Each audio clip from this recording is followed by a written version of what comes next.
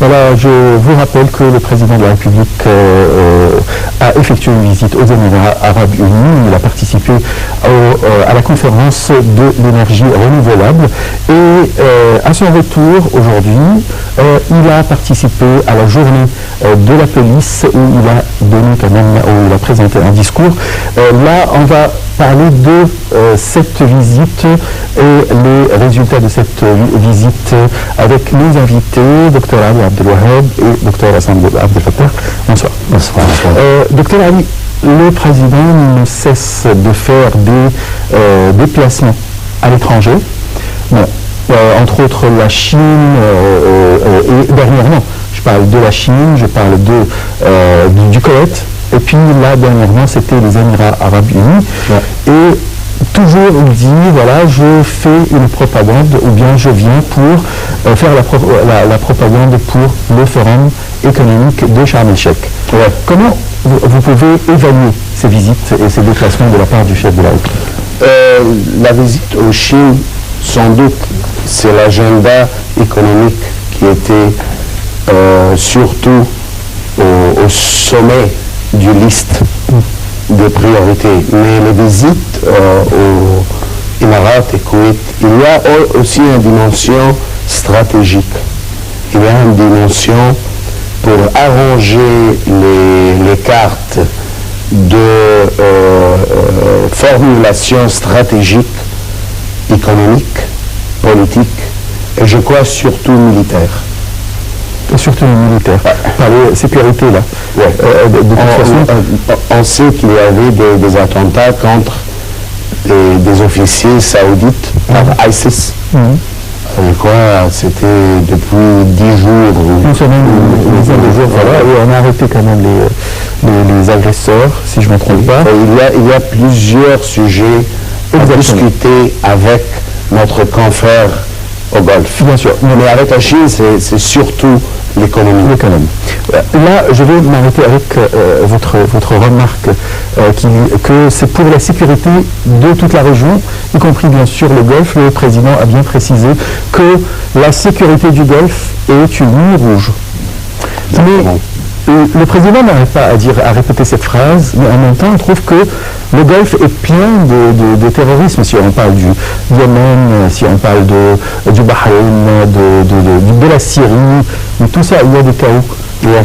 Comment ça se fait que c'est... Il y a des pays, et je crois c'est l'Arabie Saoudite.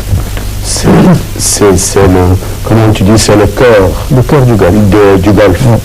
Et surtout l'Arabie Saoudite et la stabilité de le royaume d'Arabie Saoudite, c'est très important. Et s'il y a beaucoup de, comment tu dis, plusieurs attentats où il y a un atteinte de ISIS à même infiltrer l'Arabie Saoudite, on va avoir peut-être une activation de les forces de déploiement rapide et de la part de l'armée égyptienne. Pas seulement l'armée égyptienne, ils ont fait des exercices avec les Émirats aussi. Tout à fait. On va voir, espérons que ça ne va pas passer, mais on va voir, je crois, une force arabe. Et c'est très important, on a dit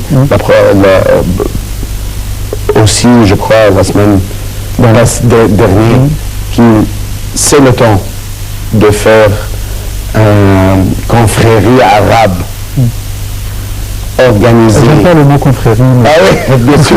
ça me rappelle coalition arabe comme on voit à l'Europe. Et même en Afrique, c'est l'Afrique a des forces de l'organisation Afrique à Somalie et je crois à Mali. Et pourquoi les Arabes n'ont pas fait une alliance militaire? C'est le temps. Voilà. Dr Ali vient de dire que l'Arabie Saoudite, c'est surtout l'Arabie Saoudite qui est le centre ou bien le cœur du Golfe. Et quand le président Abdel Fattah el-Sisi parle de la sécurité du Golfe, il parle surtout de l'Arabie Saoudite. Est-ce que vous partagez le même avis ou bien quand même il y a d'autres pays très importants pour la sécurité de l'Arabie Saoudite même? Non, je ne veux pas séparer l'Arabie Saoudite d'autres pays du Golfe comme les Émirats, bien le Yémen, à titre d'exemple, puisque c'est C'est la même région, en tout cas, les frontières. Et le plus important, c'est que le président a voulu dissiper des inquiétudes. Des inquiétudes, à titre d'exemple, ce qui fait que les hommes d'affaires des pays arabes, des pays du Golfe, hésitent beaucoup avant de venir investir ici en Égypte. C'est quoi? C'est justement l'insécurité, parce que jusqu'à maintenant, il y a quand même de temps à autre, des attentats. Le président a voulu rassurer les hommes d'affaires. Il y a aussi une autre source d'inquiétude, très grave. C'est quoi? C'est la loi d'investissement. Pourquoi? Parce que vous savez très bien qu'il y a ici en Égypte une bureaucratie insupportable. C'est-à-dire qu'il y a une bureaucratie qui fait fuir tous les fonds, tous les hommes des capitaux, des hommes d'affaires. Et il y a beaucoup d'hommes d'affaires, même pas seulement arabes, mais aussi en Europe, à titre d'exemple, qui hésitent beaucoup à venir investir ici en Égypte. Pour la sécurité, c'est le volet important. Eh bien, la sécurité, là, vraiment, c'est le danger de terrorisme, c'est le danger commun. Le danger commun Daesh, à titre d'exemple, au nord, sur Syrie, Irak, et aussi un autre danger au sud, c'est les Houthis, ou bien les chiites. Donc, c'est le même danger. Et comme l'a dit le président plusieurs fois, c'est que le danger qui touche les pays du Golfe, ça touche l'Égypte. C'est-à-dire qu'il ne faut pas séparer l'Égypte des pays du Golfe. Et l'Égypte paraît toujours aller le plus loin du monde pour défendre les pays du Golfe. Donc, et puis après, c'est très compliqué, parce que vous savez, à titre d'exemple, il y a des observateurs qui disent que le danger de Daesh, ou bien l'extrémisme, le fanatisme, l'intégrisme, le fondamentalisme, sont plusieurs termes utilisés pour désigner le même danger, ne viennent que de l'Arabie Saoudite.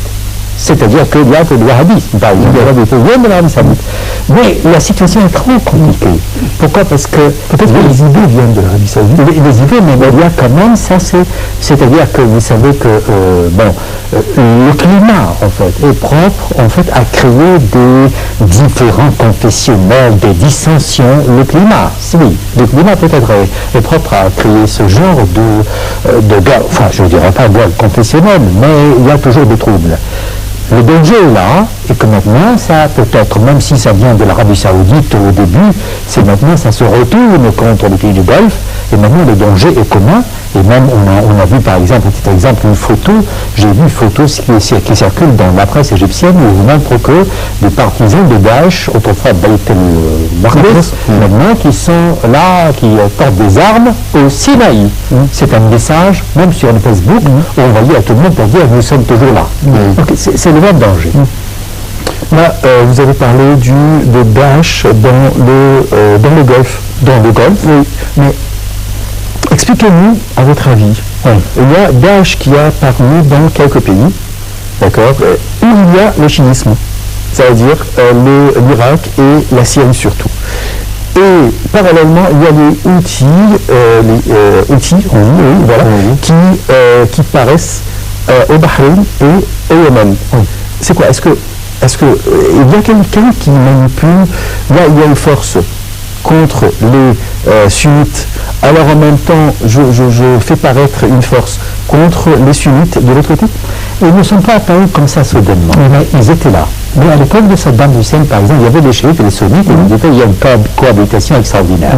À tel point que, par exemple, cohabitation, il y avait la dictature qui effrayait les gens. Une cohabitation. Parce qu'aucun des deux groupes, par exemple, des deux camps, n'osait, par exemple, provoquer ou évoquer cette différence entre chiites et musulmans. C'est-à-dire, c'était interdit. C'est-à-dire, c'était même passible de la peine de mort à l'époque de Saddam. Quand on dit je suis sunnite et que, par exemple, le chiite, non, on ne parle pas de ça.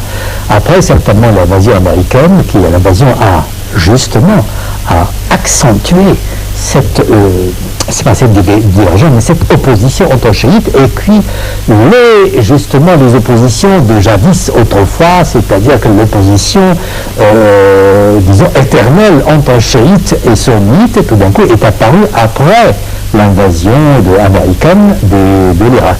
Et maintenant, c'est que les sunnites, justement, ont dû reculer, ont dû partir. Il y a des sunnites qui n'étaient pas contents du tout de la situation avantageuse des chiites. Yémen, ça va beaucoup. Et le soutien américain pour les chiites. Les chiites, l'Iran aussi, Iran.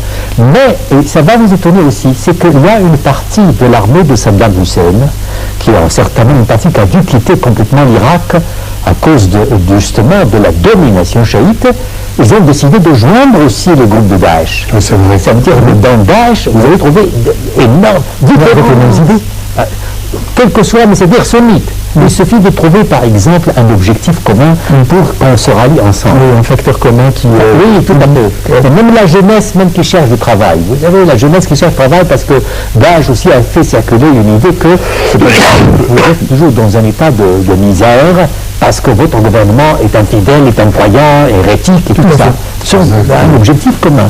Tout ça, ça vraiment a rallié toutes les factions. Voilà. Et aussi, on voit maintenant quelque chose de très intéressant. Tu as l'influence de Al-Qaïda, l'Arabian Peninsula, AQAP, et tu as Daesh au nord, en Syrie et Irak. Et soi-disant, il y a une compétition entre les deux. Les deux organisations salafistes, parce qu'il y a une dissidence. Et Daesh a décidé justement d'être dissident comme ça. C'est moi qui prends le relais maintenant. Ceux qui n'ont pas pu à Al-Qaïda ou à Ayman al-Zawahiri, et du coup, on est présent. Peut-être que c'est une tactique. Ça peut être une tactique. Et peut-être ça explique pourquoi c'est Al-Qaïda qui a commis l'attentat en France. Les deux, voilà. Les deux. Et les frères Kouachi. Les frères Kouachi, voilà, ils ont dit appartenir à Al-Qaïda. C'est le travail, justement, sur les Al-Qaïda du Yémen. Koulibaly, lui, il a dit non, moi j'appartiens à Daesh. Ils ont un objectif commun. Oui, tout à fait. La Libye. Le président a parlé de la Libye aussi, comme quoi il faut trouver une solution politique en Libye. Où est exactement en Libye? Il y a les réunions de Genève, dont il y a un cessez-le-feu, voilà, entre les deux, voilà le résultat de cette réunion, que les deux partis, je parle de Fadl Libya, c'est-à-dire les frères musulmans, il ne faut pas donner beaucoup de nominations pour qu'on précise bien, il y a les frères musulmans et le pouvoir, ou bien l'armée libyenne qui sont en conflit, et ils ont arrêté. Est-ce que vous trouvez que ces solutions politiques peuvent aboutir? Je doute. Pourquoi? Je doute. Je crois que, enfin, on doit mettre la politique islam partout au monde arabe. L'islam politique. L'islam politique. On doit finir avec ça. On doit entrer dans l'ère de modernité. Et finir avec cette ça, solution, ce sont des demi-solutions. Mais finir avec ça, c'est-à-dire ça sera la guerre entre deux factions en Libye, ce qui se passe actuellement, c'est l'armée libyenne contre Fadl Libya, et on ne va pas s'en sortir. Il y a des autres groupes armés qui ne vont pas cesser, à mon avis. Et pour la Syrie? Parce qu'on parle de la Syrie de la même a besoin j'ai déjà dit, un kosovosation. Explication. On doit avoir une force multinationale, peut-être sous les auspices de les Nations Unies ou la Ligue arabe avec l'Union européenne, des organisations internationales pour mettre une solution en place et même de créer une nation. Il n'y a pas une nation maintenant, il n'y a pas une nation, il n'y a pas de bien maintenant. C'est le chaos. C'est comme le Somalie. Il n'y a pas une grande différence entre les deux. C'est vrai.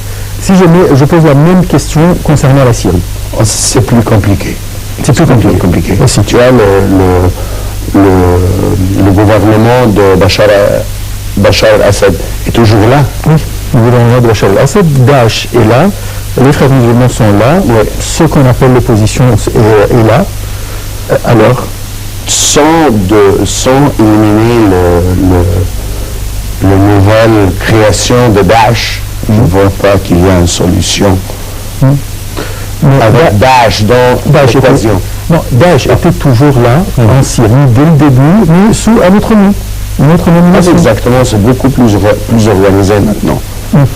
Les puissances occidentaux ont jeté des armes dans le conflit syrien, sans savoir exactement où vont les armes.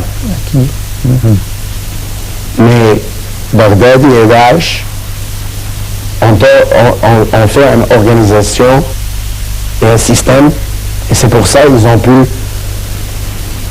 faire ce qu'ils ont fait. Votre avis concernant et la Libye et la Syrie? La situation est différente, pour mon avis, parce que pour la société libyenne, c'est une société complètement fragmentée en plusieurs factions de tribales. Tribales, oui. Alors là, c'est une question de civilisation. Là, vraiment, c'est très difficile. Même avec l'intervention, par exemple, extérieure pour établir la paix ou la stabilité, c'est très difficile. Parce que vous savez que le climat libyen, je pense, accentue aussi cette opposition entre les factions. Il y a même des factions